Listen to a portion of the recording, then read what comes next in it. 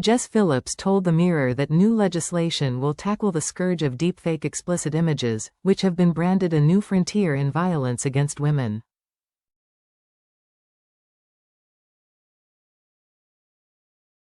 New laws to stop sick deepfake images of women are on the way, a minister targeted by online creeps has pledged.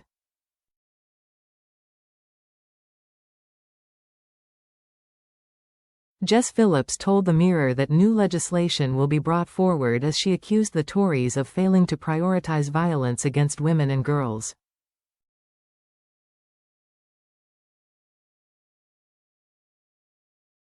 The safeguarding minister said she understands anger over the vile trend, which has seen millions of fake explicit images created and shared of unsuspecting victims.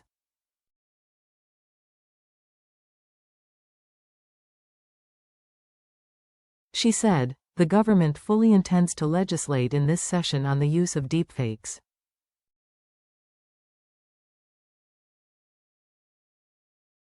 My feeling comes from the fact that I am a victim of this particular crime.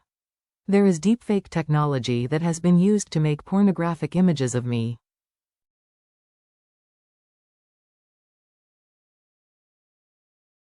And so I understand the violation, on a very, very personal level. It comes after Tory peer Baroness Charlotte Owen put forward a bill designed to outlaw these images, which she branded a new frontier of violence against women.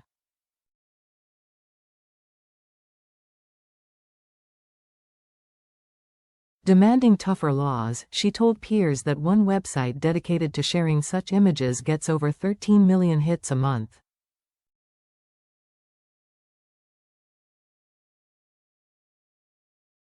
Another site processed over 600,000 fake pictures in just 3 weeks, she said, highlighting the scale of the issue.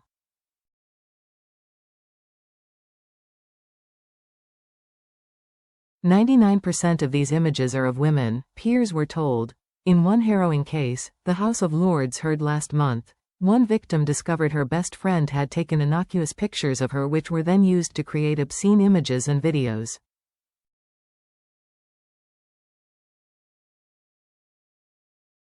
Baroness Owen said, "This abuse causes untold trauma, anxiety, and distress. All women are now forced to live under the ever-present threat that anyone can own sexually explicit content of them."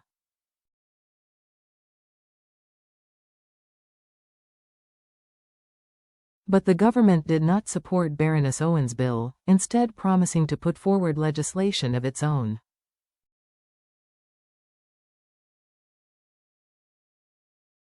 Ms. Phillips said she had been in touch with the Tory peer, and would work with her to bring forward tougher laws.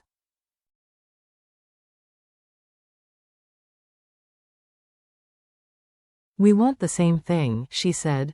Ministers have set themselves the huge task of halving violence against women and girls within a decade.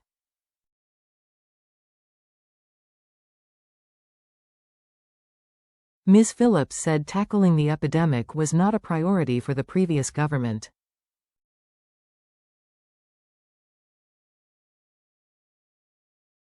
In September, the Mirror revealed that under the Tories just 50 Home Office staff were assigned to dealing with the epidemic, compared to 1,000 working on the now scrapped Rwanda deportation plan.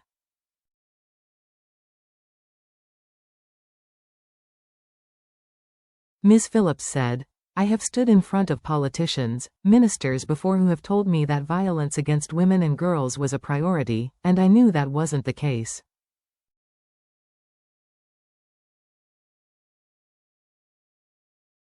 And so I feel like your statistics vindicate that. It's no surprise to me." But she said there has been a reset under the new government.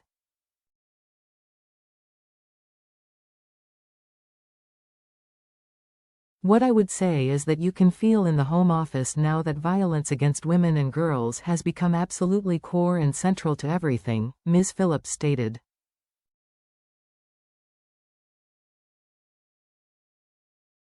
"Not just for the violence against women and girls team, I won't succeed if I just get a team of people. It has to matter as much in policing, it has to matter as much in the immigration space, it has to matter in safeguarding."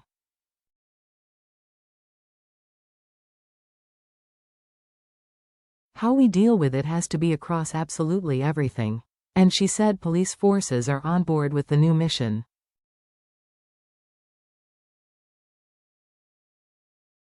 You get this real sense in meetings with police chiefs that they were ready and waiting for it to become a priority, she said.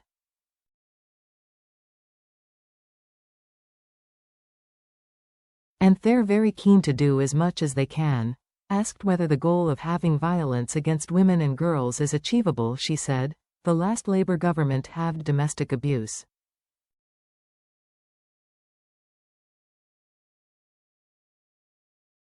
So we're making that broader, and we said that it is violence against women and girls.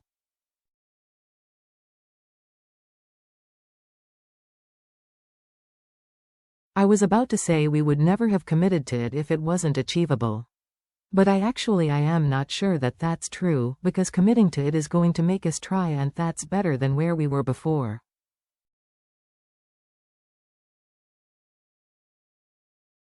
But yes, I think it is achievable. And already in 5 months of being in office, we have got off the ground domestic abuse protection orders that had dwindled for 3 years with nothing happening.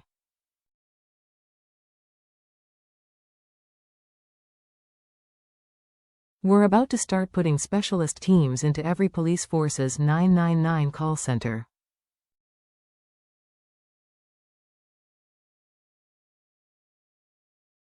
We're changing the law on spiking. We are moving as we recognize it's a big task, and that is why we are trying to do it as quickly as we possibly can.